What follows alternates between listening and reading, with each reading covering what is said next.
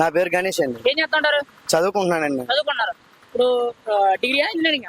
BTech అండి. Engineering final year. పిఠాపురంలో పవన్ కళ్యాణ్ పోటీ చేస్తున్నారు, ఎవరు గెలుస్తారంటారు? పవన్ కళ్యాణ్ గారికి వెళ్తారు. ఎందుకని? అంతే ఆయన ఇమ్మానం పిఠాపురం, ఆయన పిఠాపురం వస్తే బోల్డ్ అభివృద్ధి చేస్తాడు పవన్ కళ్యాణ్ గారు. దేవాలయాలు గానీ, రోడ్లు గానీ మొత్తం అన్ని డెవలప్ చేస్తా అన్నారు ఆయన. ఆయనకి వేస్తారు పిఠాపురం ప్రజలంతా పక్క. వంగ గీత గారు ఏమన్నదని ఆవిడ ఎప్పుడో చిరంజీవి గారి అభిమానంతో 2009లో గెలిచారు. చిరంజీవి గారి అభిమానంతో ఇప్పుడు ఆవిడకి ఏమన్నా నోటర్లు గానీ ఉండిపోతారు. ఇటు ఆవిడకైతే అసలు అవకాశం లేదు. వాళ్ళ పరిపాలన ఏదో చేశారని వాళ్ళే అప్పుడప్పుడు వాళ్ళకి కావాల్సినప్పుడు వస్తున్నారు. ఇప్పుడు ఎలక్షన్ వచ్చింది, మళ్ళీ బయటకు వచ్చారు. వాళ్ళు ఓట్లు కావాలితే బయటకు వస్తారు తప్ప ఉన్న టైంలో బయటకు రారు. వాళ్ళు ఎవరు రాలేదు. కరోనా టైంలో పవన్ కళ్యాణ్ గారు బోర్డు అభివృద్ధి చేశారు. బోర్డు సొంత నిధులు ఖర్చు పెట్టారు ఆయన పవన్ కళ్యాణ్ గారు. ఆయన సినిమా కష్టజీతంతో సంపాదించిన డబ్బు ఖర్చు పెట్టారు ప్రజలకి. 1000 కోట్లు. ఆ రైతులు చచ్చిపోతే గవర్నమెంట్ ఆదుకోకపోతే రైతులకి ప్రతి రైతుకి ₹1,00,000 చొప్పున అందజేశారు. 1,00,000 ఇచ్చారు. మేమే కాదు పిఠాపురం ప్రజలంతా కోరుకున్నారు. ఆయన మొన్న మీరు నామినేషన్ నాడు చూసారు. వీరాజున జనం ఎంతమంది వచ్చారు కూడా వైను లేదు. ఒక నామినేషన్ వెళ్ళాలంటే రేపు పొద్దున్న ఎలక్షన్ వేరే లెవెల్లో ఉంటది. మరి పిఠాపురం ఆయన వస్తే ఇప్పుడు ఆధ్యాత్మికంగా పిఠాపురం చాలా పేరు ఉంది. అంటే దాదాపు ఒక 7-8 గుళ్ళు అయినా ఉన్నాయి. అది అంటే ఎక్కడి నుండి మహారాష్ట్ర నుంచి, నార్త్ ఇండియా నుంచి వస్తున్నారు. కానీ ఎవరికి కూడా ట్రాన్స్పోర్టేషన్ పరంగా కానీ లేకపోతే ఉండడానికి తినడానికి అట్లా సరైన ఫెసిలిటీస్ అనేది లేవు. ఆయన పవన్ కళ్యాణ్ గారు మొన్నే చెప్పారు, నేను పిఠాపురం వచ్చాక పిఠాపురం ఆధిక్యంగా తీర్చిదిద్దుతానన్నారు. ఒక రూట్ మ్యాప్ అనేది ఏర్పాటు చేస్తా అన్నారు. ఇప్పుడు ఎవరైనా పర్యాటకులు వచ్చారంటే ఇటు ఒక రూట్ మ్యాప్ అనేది 7-8 దేవస్థానాలు ఉన్న పిఠాపురంలో ఫేమస్ అని ఆ 7-8 దాట్లు కూడా రూట్ మ్యాప్ విధిస్తానన్నారు. ఖచ్చితంగా డెవలప్మెంట్ 100% జరుగుద్ది పిఠాపురంలో. పిఠాపురం యువత అంతా పవన్ కళ్యాణ్ కోరుకున్నారు. రేపు వచ్చేది కూడా పవన్ కళ్యాణ్ గారు. ఆయనకు పోటీ కూడా ఏమి ఉండదు. వన్ సైడ్ అయిపోతుంది. మరి వంగగీత గారు మీ ఇంటి ఆడపడుచును ఈసారి గెలిపించండి. ఆవిడని ఎప్పుడో 2009లో గెలిపించారండి. ఇప్పుడు ఏం పని అది ఎవరో నంబర్ గీత గారిని ఎవరో ఓట్లు కూడా. ఇప్పుడు వచ్చేదంతా పవన్ కళ్యాణ్. పిఠాపురం ప్రజలంతా పవన్ కళ్యాణ్ వెంటే ఉన్నారు. పవన్ కళ్యాణ్ వెంటే ఉన్నారంటారు. అందులో ఏ రాజీ లేదు. మరి 5 ఏళ్ళు రాష్ట్ర పరిపాలన ఎలా ఉందంటారు? పరిపాలన ఏం లేదు. ఎక్కడ ఒక జాబులు తెచ్చారు, ఒక నిధులు తెచ్చారు. ఎక్కడ అవినీతి పెరిగిపోయింది. ఎవరికి ఒక చదువుకున్న యువతకు ఎక్కడ ఉద్యోగాలు లేదు. ఇప్పుడు ఐటీ సెక్టర్ ఉంది. ఐటీలో ఎవరికి ఉద్యోగాలు వచ్చాయి చెప్పండి. ఈ రాష్ట్రంలో ఒక శ్వేతపత్రం రిలీజ్ చేయమండి. ఎవరికి ఎన్ని ఉద్యోగాలు ఇచ్చారు?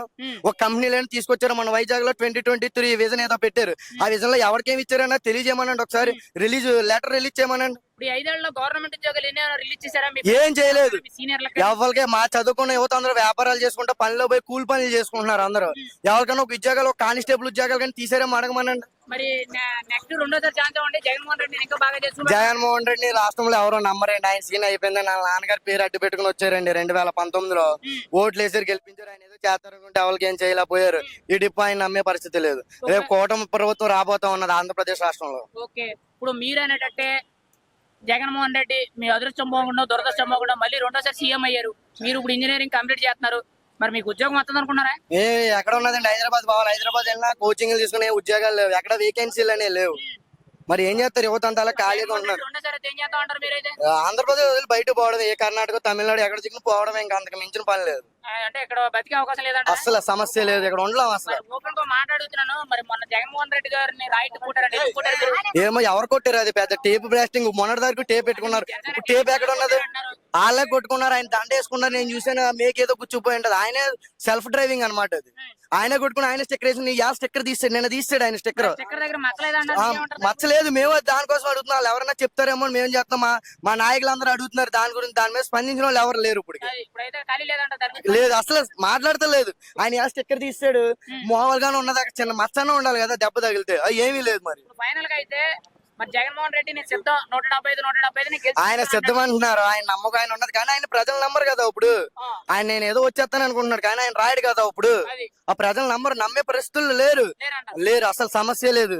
ఫైనల్ గా అయితే మరి స్టేట్ లో ఎవరు పరిపాలన వస్తుంది? కూటమి ప్రభుత్వం వస్తుంది. బీజేపీ, జనసేన, టీడీపీ ఉమ్మడి కూటమి ప్రభుత్వం వస్తుంది ఖచ్చితంగా. 100కు పైన సీట్లు వస్తాయి. జగన్మోహన్ రెడ్డి గారి పరిపాలన మీరైతే పేరెట్టమంటే ఏం పేరు పెడతారు? ఏం పేరు? చాలా మంది చాలా పేర్లు పెట్టారు. కొంతమంది తొగ్లక్ అన్నారు, కొంతమంది. ఇప్పుడు తొగ్లక్ పరిపాలన ఏమున్నది? కొత్త పేరు పెట్టండి. మేము కొత్త పేరు పెట్టాం అందరూ చాలా మంది అనేక పేర్లు పెట్టారు. అయినా మేము పెట్టినా ఇంకెందుకు పేర్లు చాలా మంది పెట్టారు పేర్లు.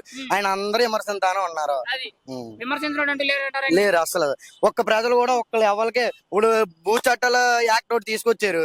మీ ల్యాండ్ ఉన్నదంటే మీ ల్యాండ్ దొబ్బేస్తారు. మీ ల్యాండ్ మీ చేతుల్లో ఏమైనా ఉన్నదా మీరు ఒకసారి చెక్ చేసుకోండి. మీకు ఏమైనా ల్యాండ్ ఉంటాయి. ఇప్పుడు ప్రతి రైతుకి కూడా ప్రతి ల్యాండ్ ఏమైనా ల్యాండ్ ఉంటుంది. ప్రతిదీ కూడా చెక్ చేసుకోమని నేను తెలియజేస్తా ఉన్నాను. ఫైనల్ గా అయితే ఒక మాట, పిఠాపురం ఎమ్మెల్యే కింద ఎవరు కావాలనుకుంటున్నారు? పవన్ కళ్యాణ్ గారిని కావాలనుకుంటున్నారు. ఇవాళ జనం చూడండి ఎంత మంది వచ్చారో. మొన్న ఏకంగా పవన్ కళ్యాణ్ గారు నామినేషన్ రోజు కూలి పనులు మానేశారు. తాపి మేస్తులోనే రైతులోనే ఆ రోజు పనులు మానేసి వచ్చారు ఆయన కోసం. మెజారిటీ నాకు తెలిసి నాకు వచ్చిన ప్రకారం 50,000 పై మాటే. అందరూ ఊపెత్తి మొత్తం అందరూ గుర్తేస్తే 1,00,000 పైనే.